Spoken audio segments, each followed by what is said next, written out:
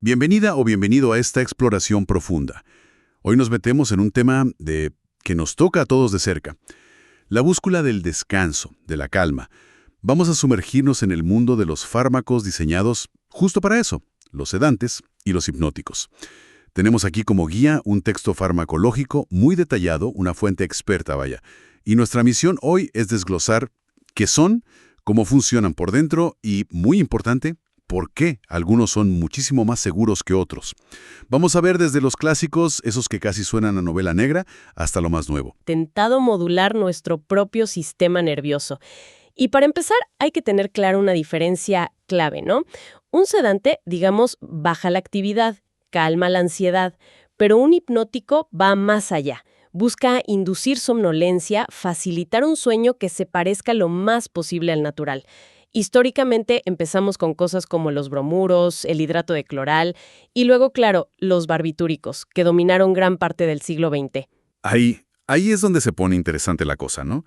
Porque después, en los años 60, llegaron las benzodiazepinas y fue como ¡puf! Una revolución. Ofrecieron algo mucho más seguro. Y la historia sigue, porque después vinieron los compuestos Z, y ahora cosas con mecanismos que ni siquiera tocan el sistema GABA clásico. Hay mucho que desempacar, sí. Muchísimo. Y un concepto fundamental para entender por qué unos son más seguros que otros es cómo actúan según la dosis. Muchos de los depresores del sistema nervioso central, sobre todo los más viejos como los barbitúricos, tienen un efecto que escala de forma muy directa con la dosis. O sea, empiezas con sedación leve, subes un poco y tienes hipnosis, un poco más si es anestesia general, luego coma y, bueno, fatalmente, la muerte por depresión respiratoria. Es una línea recta, digamos. Peligroso. Muy peligroso. Y aquí está la gran diferencia con las benzodiazepinas y los compuestos Z más nuevos. Por sí solos, es muy, muy raro que lleguen a causar una depresión tan profunda del sistema nervioso como para provocar anestesia quirúrgica o ser letales en una sobredosis. Generalmente necesitan combinarse con otros depresores como el alcohol, que es una combinación terrible, para volverse realmente fatales. Esto les da, pues, un margen de seguridad mucho mayor. Entiendo. Hay excepciones, claro. El midazolam, por ejemplo, se ha asociado a problemas respiratorios. Pero la regla general es esa, mayor seguridad. Y además, algo crucial, tenemos un antídoto específico para las benzodiazepinas, el flumacenilo. Eso añade otra capa de seguridad. Hablemos más de esas benzodiazepinas entonces. Realmente marcaron un antes y un después. El clordiazepóxido, en 1961, fue el primero, ¿no? Y su éxito fue, entiendo, no solo por ser eficaces, sino justo por ese menor riesgo comparado con los barbitúricos que estaban antes. Sus efectos son conocidos, ¿verdad? Calman la ansiedad, ayudan a dormir, relajan los músculos. Causan a veces ese olvido de lo que pasa después de tomarlas, la amnesia anterógrada. Y también sirven para las convulsiones. Precisamente. Y la clave de esa seguridad está en su mecanismo de acción, a nivel molecular. Actúan sobre los receptores GABA. El GABA es, digamos, el freno principal de nuestro cerebro, el neurotransmisor inhibidor por excelencia. Las benzodiazepinas se unen a un sitio de ese receptor GABA, pero ojo, es un sitio diferente al que se une el propio GABA. Y esto es lo importante, no activan el receptor por sí mismas, actúan como moduladores alostéricos positivos. Moduladores alostéricos positivos. Suena un poco técnico eso. ¿Qué significa en la práctica? ¿Cómo funciona eso de modular? Pues mira, imagina que el receptor GABA es como una puerta en la neurona. Cuando se abre, entran iones cloruro, y eso calma la neurona, la inhibe. El GABA es la llave que abre esa puerta. Lo que hacen las benzodiazepinas es como si engrasaran la cerradura. No abren la puerta ellas solas, pero hacen que la llave, el GABA, funcione mucho mejor, que encaje más fácil. Técnicamente, aumentan la afinidad del receptor por el GABA. Ah, ya veo.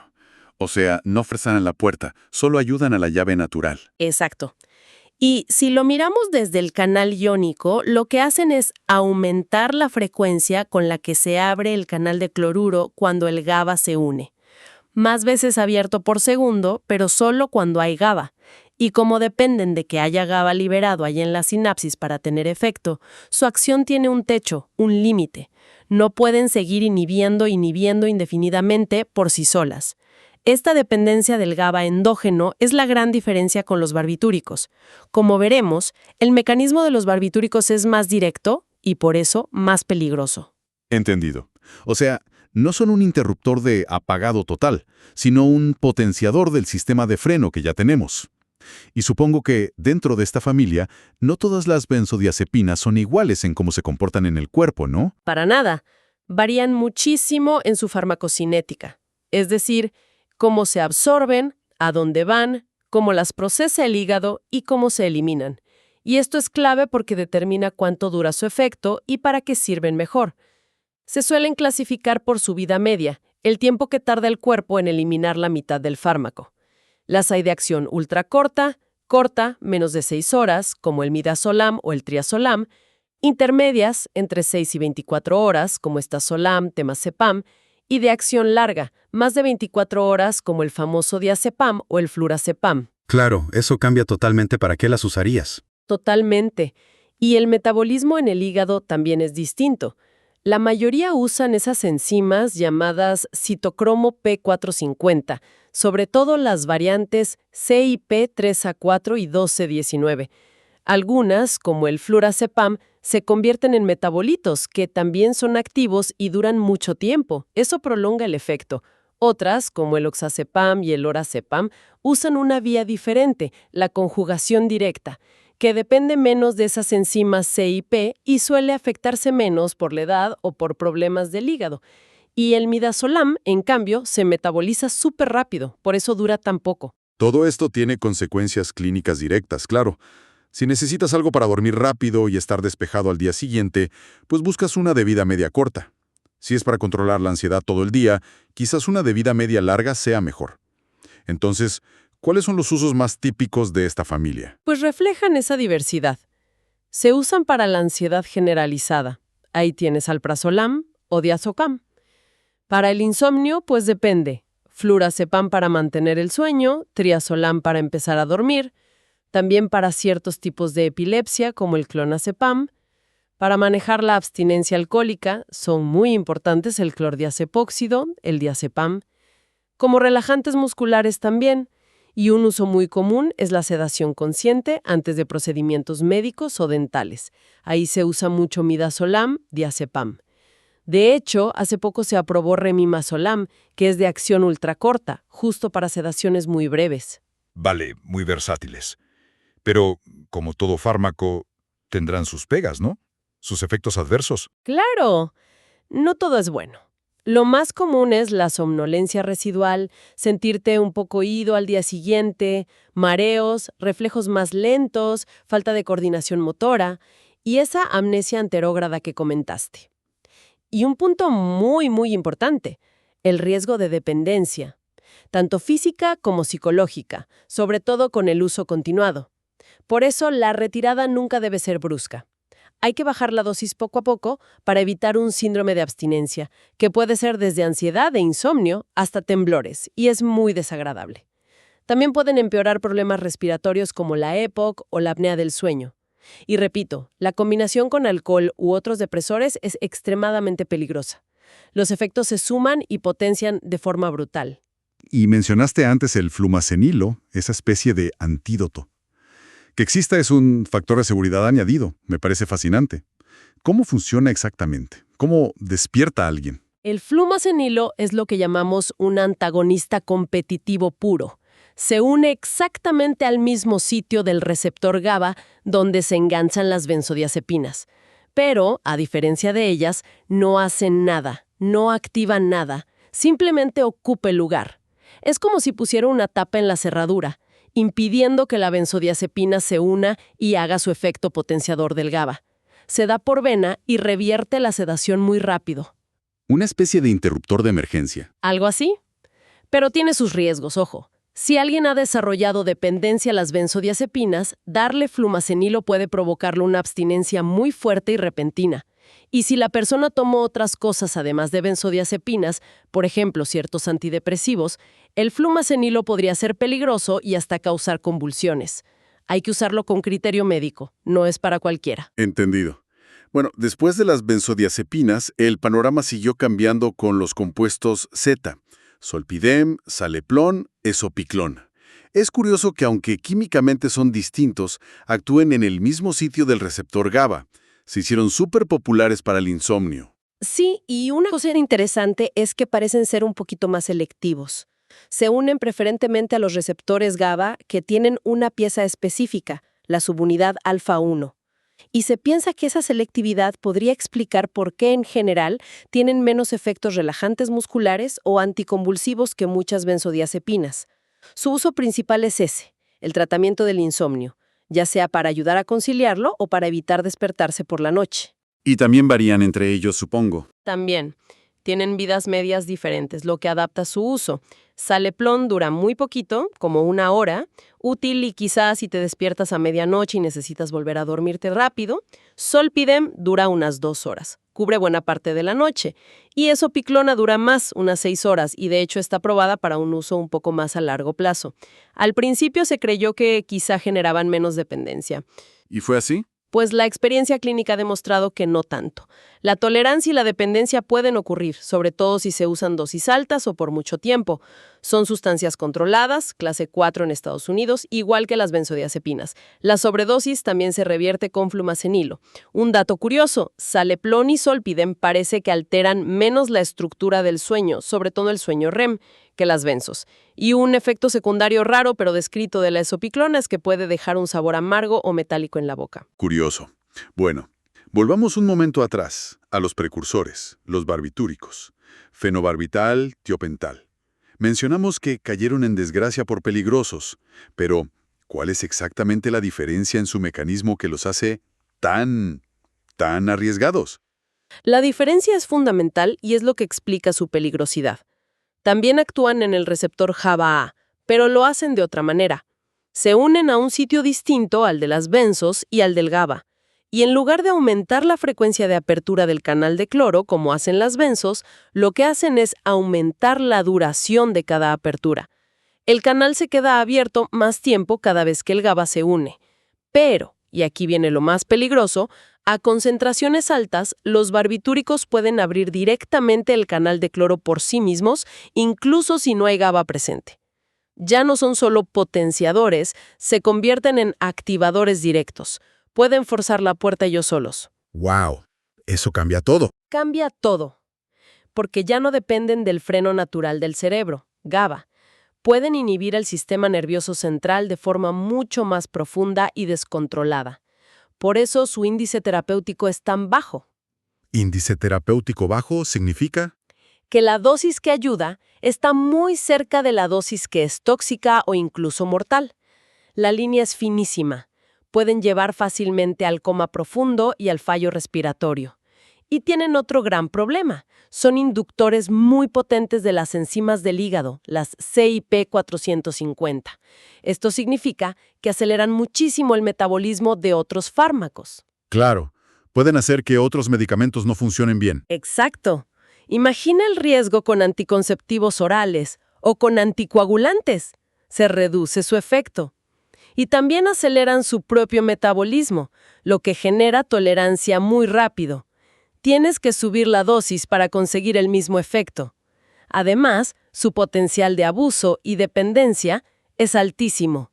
Y el síndrome de abstinencia puede ser gravísimo, incluso mortal. Y están totalmente contraindicados en una enfermedad rara llamada porfiria intermitente aguda. Entendido perfectamente. Son un ejemplo clarísimo de cómo un pequeño cambio en el mecanismo a nivel molecular se traduce en un perfil de riesgo clínico totalmente diferente. Con razón su uso hoy está tan limitado. Muy, muy limitado. El fenobarbital todavía se usa para algunos tipos de epilepsia donde su efecto es útil, y los de acción ultracorta, como el tiopental o el metoexital, se usan en anestesia para inducir rápidamente el sueño al principio de una operación. Se aprovecha que, aunque actúan rápido en el cerebro, también se van rápido a otros tejidos, así que el despertar tras una dosis única es rápido. Pero como sedantes o pastillas para dormir de uso habitual, prácticamente han desaparecido. Bueno, hemos cubierto bastante terreno, BCDs, compuestos Z, los riesgos de los barbitúricos. Pero el arsenal terapéutico actual es más amplio. Hay otras vías, ¿verdad? Mencionaste algo de agonistas de melatonina. Correcto. Ahí tenemos el ramelteón y el tacimelteón. Estos ya no juegan en el campo del GABA. Actúan sobre los receptores de melatonina, los MT1 y MT2, que están en el núcleo supraquiasmático del cerebro. El reloj biológico. Exacto, nuestro reloj central. Ramelteón ayuda sobre todo a conciliar el sueño, a quedarse dormido. Tacimelteón tiene usos más específicos. Para gente ciega que tiene desajustes del ritmo circadiano o en una condición genética rara, el síndrome de Smith-Magenis. Una gran ventaja es que no son sustancias controladas, no crean dependencia como los otros y en general se toleran bastante bien. Son una opción diferente. Y también están esos antagonistas de orexina, que es un enfoque más nuevo, ¿no? Actúan sobre el sistema que nos mantiene despiertos. Suena casi al revés. Atacar la vigilia para dormir. Exacto, es una lógica interesante. Las orexinas son unas sustancias en el cerebro, unos péptidos que promueven la vigilia, nos mantienen alerta. Lo que hacen fármacos como Suvorexant y Lemborexant es bloquear los receptores donde actúan estas orexinas. Al bloquear esa señal de estar despierto, facilitan que llegue el sueño y que se mantenga. También son sustancias controladas, clase 4. Su principal efecto secundario, lógicamente, es la somnolencia durante el día. ¿Alguna ventaja particular? Pues un punto interesante es que parece que tienen menos riesgo de causar esa amnesia anterógrada, ese olvido, que sí se ve con las benzodiazepinas y los compuestos Z. Vale. Y para tener el panorama completo, hay otros jugadores que a veces se usan, ¿no? Mencionaste algunos al principio. Sí, para completar el cuadro vale la pena nombrar rápidamente.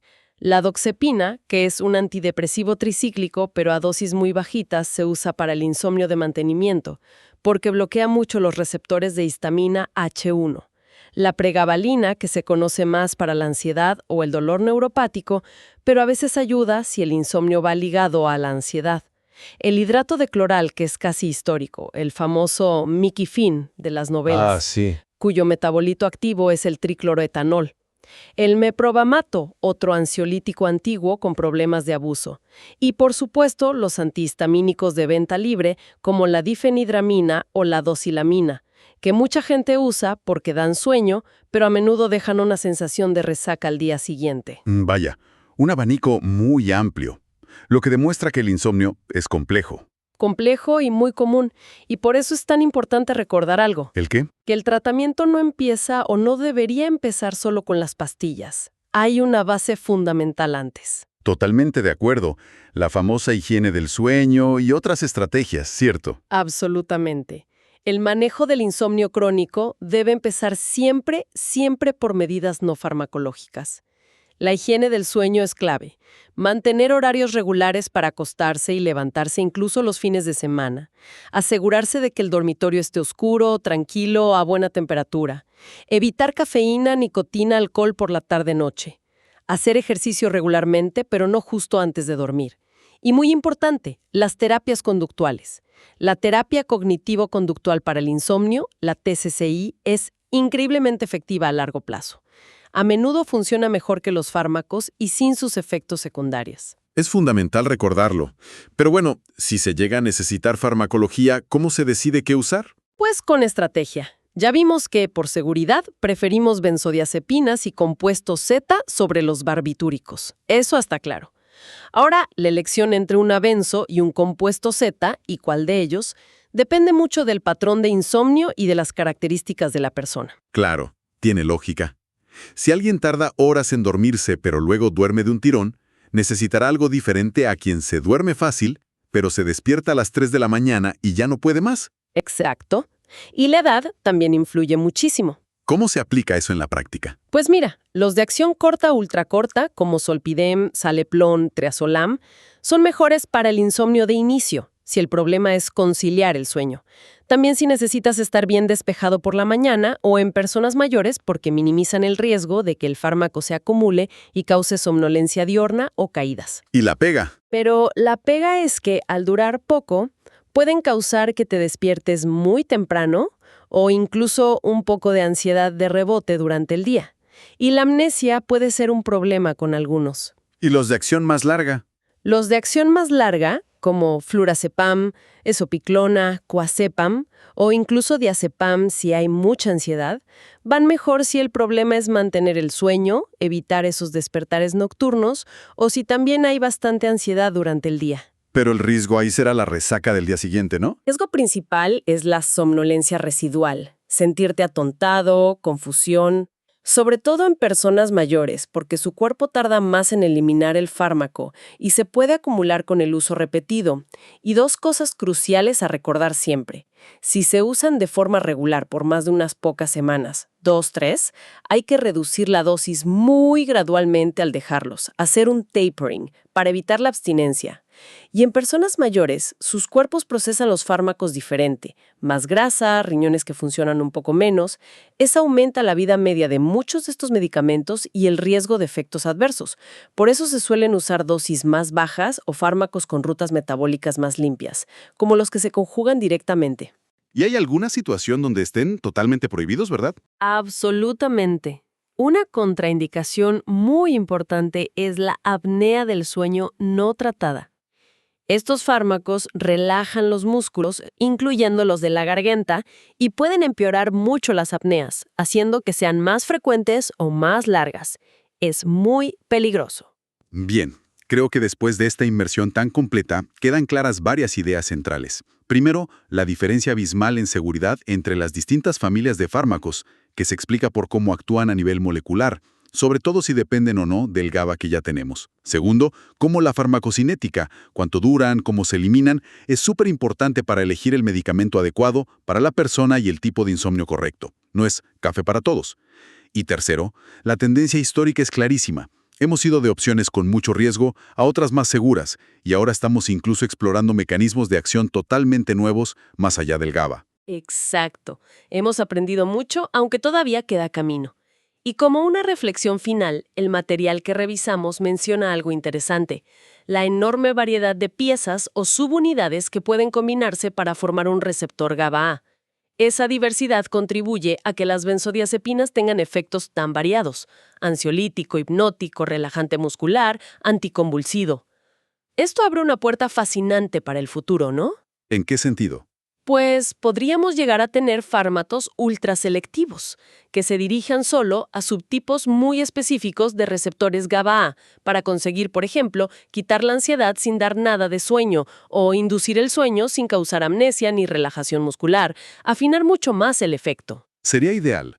Quizás, viendo el éxito de los antagonistas de orexina, la investigación se moverá aún más hacia modular otros sistemas del cerebro.